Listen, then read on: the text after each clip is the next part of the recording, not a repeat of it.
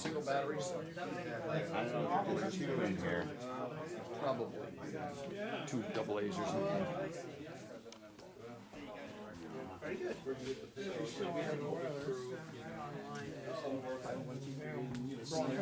So I do understand some of the issues.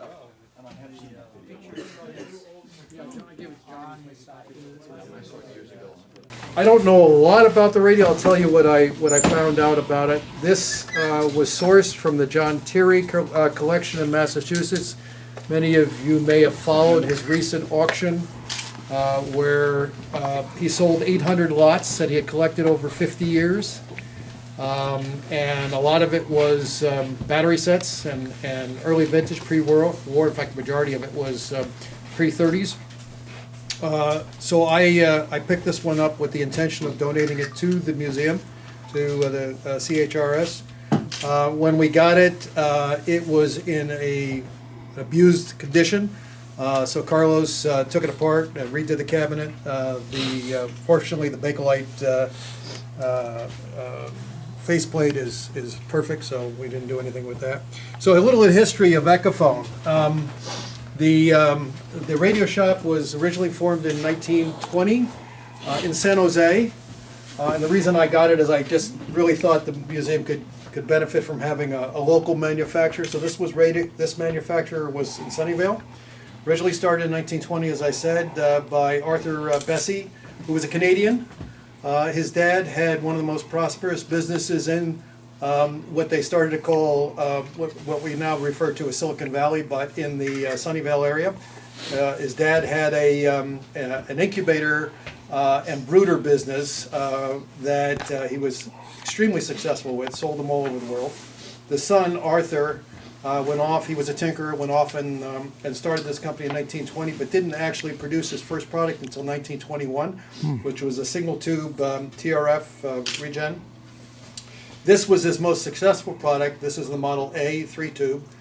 And it was sold in two forms, in this form and what they called the Model A Select form, which was a little deeper box where you could actually put the batteries in the same box. Unfortunately, he was not very forward-thinking or adaptable, and from what I've been able to find out, he didn't grok the idea of either superheterodyne or AC.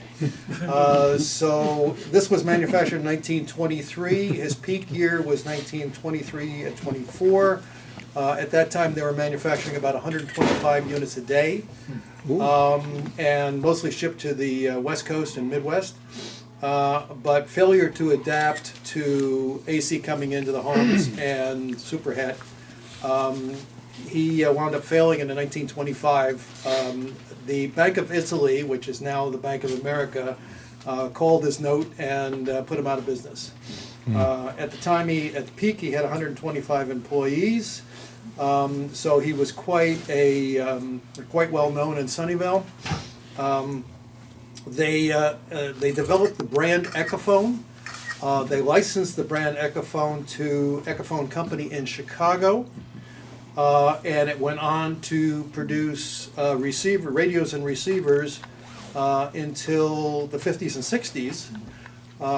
And little known fact up until when I started doing the research, the brand Echophone, and I bet you John knows this, and probably some other, became Hallicrafters. Yeah, That's how Hallicrafters was able to get their original RCA license. exactly. They bought it from they acquired Echophone. And, That's correct. And did it. He also, that is Bessie, Arthur Bessie, also dabbled in broadcast for a while, and he had a radio station for 2 years in Sunnyvale, which was, now I can't see it because I don't have my glasses on, KJJ, I think. It was a 500 watt, yeah, KJJ, from 1921 to 1923, and it was the 23rd licensed station, FCC licensed station in the United States, broadcast on 830 kilohertz at 500 watts. Yeah, It was only a couple 833, of I think bands it was, until right? they actually opened up. 833 Is that kilohertz. the first one in the Bay Area? It's the first one in the Bay. Well, I don't know that it's the first. No, it was not the first one in the first Bay Area KQW. because in KQW? 1921 you already had San KQW? Francisco and San Jose. KQW, right? And we also had one in Stockton in I think so, 1922, I think it was. But not Los Angeles yet? May well have been. I was just looking at the Bay Area. So this sold for $75 in 1921. It's a lot of money. There's a DVD that was produced by the Sunnyvale Historical Museum and Society specifically on this company. Happy to loan out the DVD for anyone who's interested. They did some math. This was produced in 2007. They did some math, and if you added the $75 cost of the radio, the cost of the tubes, battery, and speaker, made it $125, which is equivalent to $1,500 today. He was born in 1879. He died in 1953, so he was 74 years old. He died in a sanitarium in San Mateo, I think it was. And according to the DVD, they felt the cause was of having him go into a sanitarium is he was so depressed because he not only lost this business, but he lost his father's business. His father had passed away.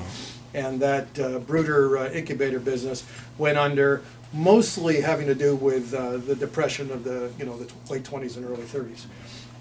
So he was complete failure in that respect. His original house is gone. The factory building is gone.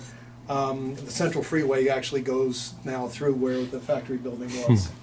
And again, the DVD is pretty interesting. So I just felt it would be an appropriate addition to our collection. Thank you, Phil. Okay. Thank you. Oh, well,